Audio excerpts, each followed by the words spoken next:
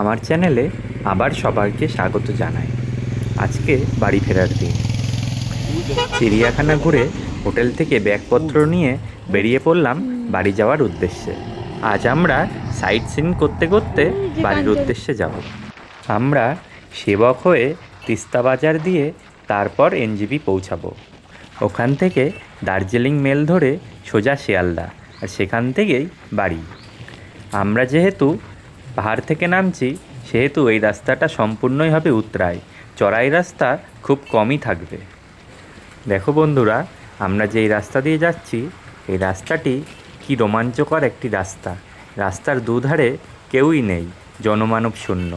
আমরা দুজনে যাচ্ছি এই রাস্তা দিয়ে। রাস্তার বাঁকে বাঁকে শুধুই নতুন নতুন অ্যাডভেঞ্চার। যাত্রাপথে আমাদের প্রথম গন্তব্য হবে লামাহাটা ইকো পার্ক। তোমরা রাস্তার সৌন্দর্যটা উপভোগ করতে থাকো।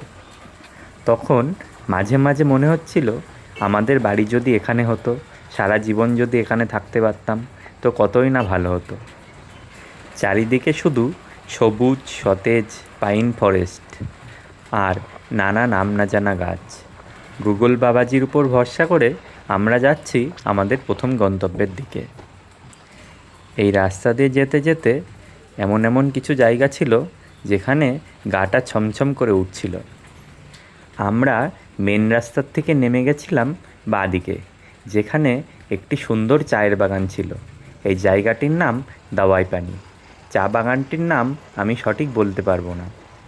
এখানে দেখছিলাম অনেক পর্যটকই এসে ভিড় করেছিল ছবি তোলার জন্যে, তো আমরাও দাঁড়িয়ে কিছু ছবি তুলে নিলাম। বন্ধুরা, এখান থেকে খেয়াল করলে তোমরা দেখতে পারবে একদম কাঞ্চনজঙ্ঘা দেখা যাচ্ছে। একটু ভালো করে লক্ষ্য করো উপরের দিকে যে কাঞ্চনজঙ্ঘা দেখা যাচ্ছে। এরপর কিছুটা রাইড করে আমরা পৌঁছে গেলাম লামাহাটা ইকো পার্কের কাছাকাছি। এটি মূলত একটি পাইন ফরেস্ট। তো দেখো, এমন পাইন ফরেস্ট এত ঘন যে ভালো মতো সূর্যের আলোও ভিতরে প্রবেশ করছে না। এরপর আমরা স্কুটিটি ঠোয়ার জন্যে একটি পার্কিং খোঁজ করছিলাম। তো পার্কিং খোঁজ করতে করতে একদম পার্কের সামনে পৌঁছে গেলাম, যার উল্টো দিকেই পার্কিংয়ের সুব্যবস্থা আছে, যেখানে পার্কিং মূল্য 20 টাকা। দেখো বন্ধুরা, এমন জায়গা ছেড়ে কারোর কি যেতে ইচ্ছা করে? তোমরাই বলো। কিন্তু যেতেই হবে। এরপর আবার ফিরে আসবো কোনো না কোনো দিন।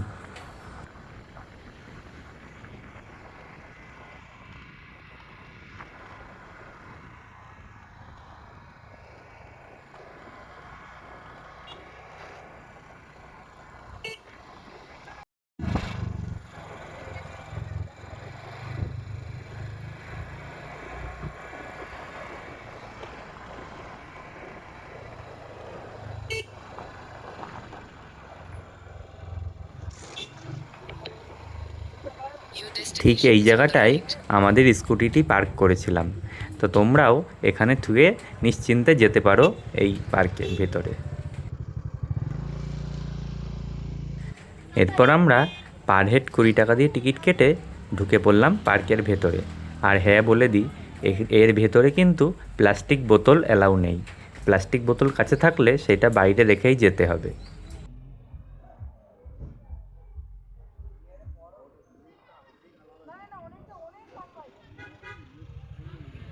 এরপর আমরা চলে গেলাম পার্কের ভেতরে। এখান থেকে হেঁটে হেঁটেই পৌঁছে যেতে পারবে একটা লেকে, যে লেকটি এই পাইন ফরেস্টের একদম মাথাতে অবস্থিত। তো তোমাদের একটা কথা বলে দিই, এই পার্কের ভেতরে যে পাথর বেছানো রাস্তাটা দেখতে পাচ্ছ, এটিই হলো সহজ রাস্তা। সহজ রাস্তা মানে কষ্ট কম হবে উঠতে। আর এছাড়াও শর্টকাট অনেক রাস্তা আছে যেটি সবাই উঠতে পারবে না। বিশেষ করে বয়স্কদের জন্য বলবো শর্টকাট রাস্তা না নিতে, এই পাথুরে রাস্তা দিয়েই যেতে। এখানে প্রচুর নাম না জানা সুন্দর সুন্দর গাছ আছে, আর ফুলের গাছও আছে। তো তোমরা দেখো কি সুন্দর লাগছে জায়গাটি।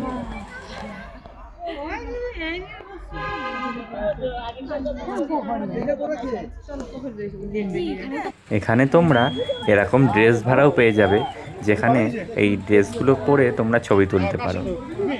এরপর আমরা লেকের উদ্দেশ্যে যাত্রা শুরু করলাম। আর আমাদের রাস্তাটি ছিল শর্টকাট রাস্তা, যেটি উঠতে খুবই কষ্টকর।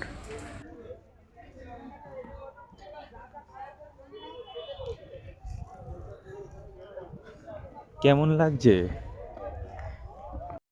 একেতেই গেট থেকে জলের বোতলটা নিয়ে নিল, তারপরে উঠতে গিয়ে একদম গলা শুকিয়ে চৌচির।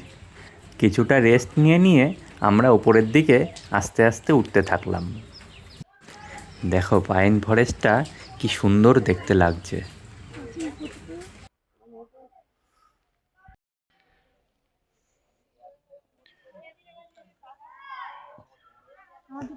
শর্টকাট নিতে নিতে আমরা লেকেরও উপরে উঠে গিয়েছিলাম, তারপরে আবার নিচের দিকে নামতে হয়েছে। রাস্তা না জানলে যেটা হয়। না না, এখন না, না। এই যে অবশেষে পৌঁছে গেলাম লেকের একদম ধারে। আর হ্যাঁ, বলে দিই, এখানে কিন্তু অনেক দোকানও আছে ওপরের দিকে, যেখানে ম্যাগি, চাউমিন, জল অনেক কিছুই পাওয়া যায়।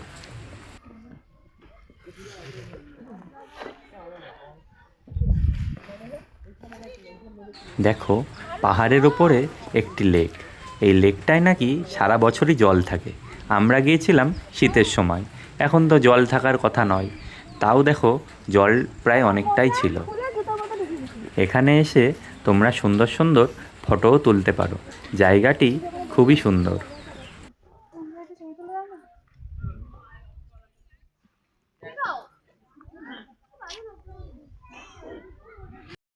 আমাদের লেক ঘোরা হয়ে গেল।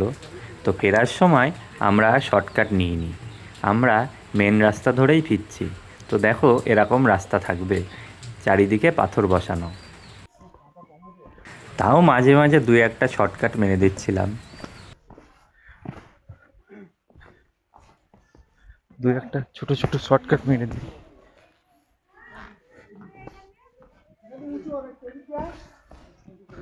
পার্ক ঘোরা হয়ে গেল। এরপর আমরা বেরিয়ে পড়েছি আমাদের পরবর্তী গন্তব্যের দিকে। আমাদের পরবর্তী গন্তব্য হলো গুম্বাধারা ভিউ পয়েন্ট। তো তোমরা দেখতে পাচ্ছ এই রাস্তাটি কতটা নিচু। এখানে অনেকটা কন্ট্রোল করেই গাড়িটা চালাতে হচ্ছিল। যাত্রাপথে এরকম ছোট ছোট গ্রাম পড়ছিল, যা দেখতে খুবই ভালো লাগছিল। এখানে অনেক ছোট ছোট হোমস্টেও আছে, যেখানে তোমরা একদম নিরিবিলি থাকতে পারো। আমাদের সামনে যে স্কুটিটা যাচ্ছে, এরাও মনে হয় গুম্বাধারা ভিউ পয়েন্ট আর তিনচুলের ওই দিকেই যাচ্ছে। তো এদেরই পেছন পেছন যেতে লাগলাম।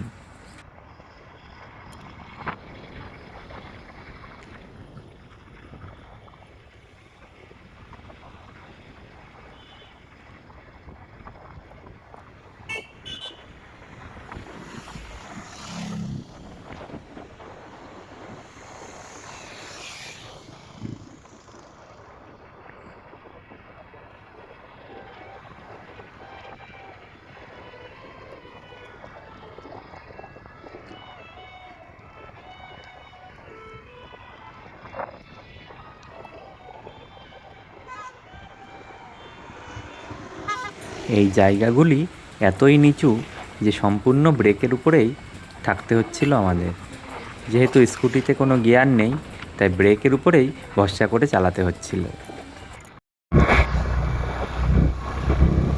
মেন রাস্তা থেকে ডান দিকে টার্ন নিয়ে আমরা যাচ্ছি গুম্বাধারা ভিউ পয়েন্টের দিকে, আর তারপরে তিনচুলে।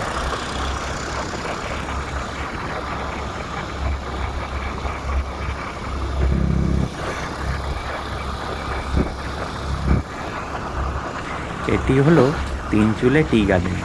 গার্ডেনটি দেখো কত সুন্দর দেখতে।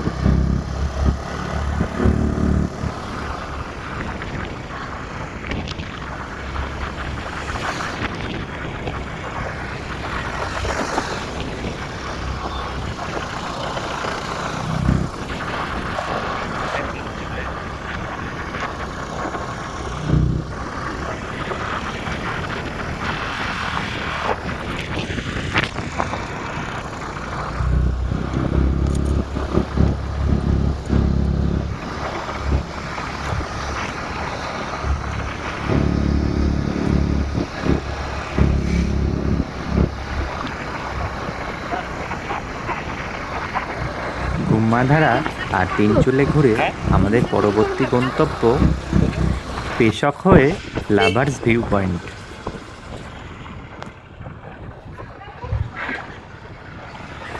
পেশক টি গার্ডেন ঘুরে চলে আসলাম লাভার্স ভিউ পয়েন্টের কাছে। এই জায়গাটি হলো একটি নদীর সংযোগস্থল।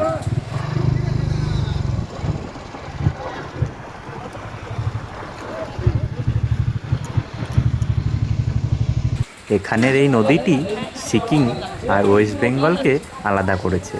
ওই দূরে যে রাস্তাটি দেখতে পাচ্ছ সেটি হচ্ছে সিকিমের ভেতরে, আর আমরা দাঁড়িয়ে আছি ওয়েস্ট বেঙ্গলে। লাভার্স ভিউ পয়েন্ট ঘুরে এরপর আমরা তিস্তা বাজার হয়ে সেবকের করোনেশন ব্রিজ দেখে চলে যাব এনজিপির উদ্দেশ্যে।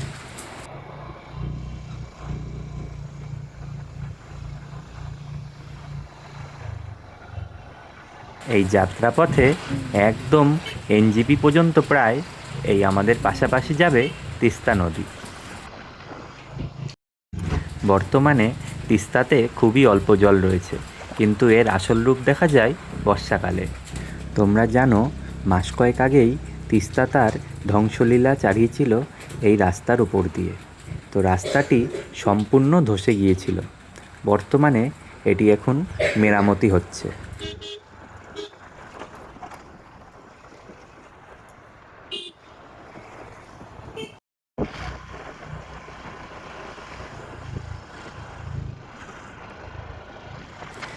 দেখো বন্ধুরা, এরা কি সুন্দর নদীর চরে ক্রিকেট খেলছে, যা দেখতে খুবই ভালো লাগলো।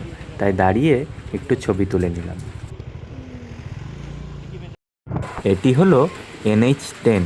যারা এনজিপি থেকে সিকিম যায় তারা মূলত এই রাস্তাটিই ব্যবহার করে থাকে।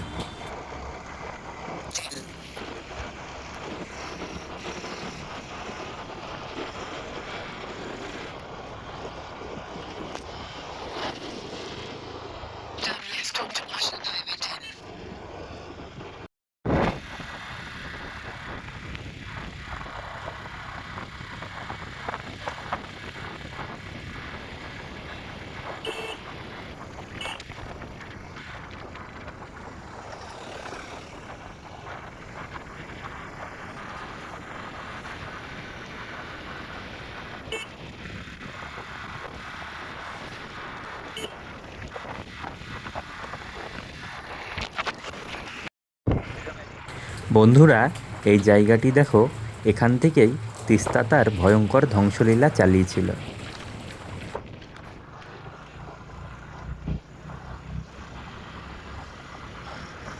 এই রাস্তাতে অসংখ্য বাদর তোমরা দেখতে পারবে। তা দেখো, বাদরটা রাস্তা পার হলো।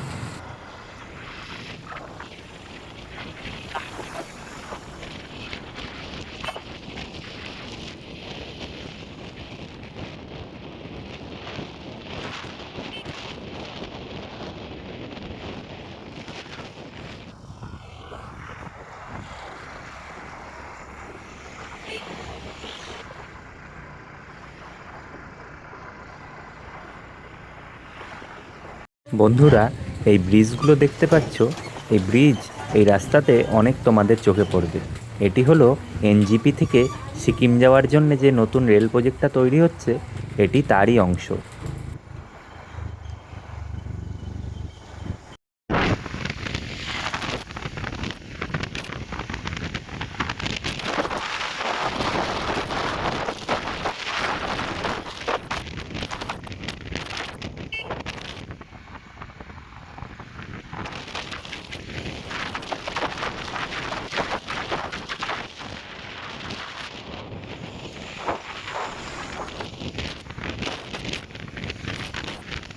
এনজিপি থেকে সিকিম পর্যন্ত যে রেল প্রজেক্টটা হচ্ছে তাতে প্রচুর ব্রিজ তৈরি হচ্ছে, আর এই ব্রিজগুলি তারই অংশ। আর কয়েক বছরের মধ্যেই তোমরা গাড়ি বা বাস বাদে সোজা ট্রেনে পৌঁছে যেতে পারবে সিকিম। যাত্রাপথে তোমরা এরকম একটা ড্যাম দেখতে পারবে, আর এখান থেকেই বিদ্যুৎ উৎপন্ন হয়। এরপর আমরা চলে আসলাম করোনেশন ব্রিজের কাছে। এই ব্রিজটি ব্রিটিশ আমলে তৈরি হয়েছিল, যেটি বর্তমানে এখনও মাথা উঁচু করে দাঁড়িয়ে আছে।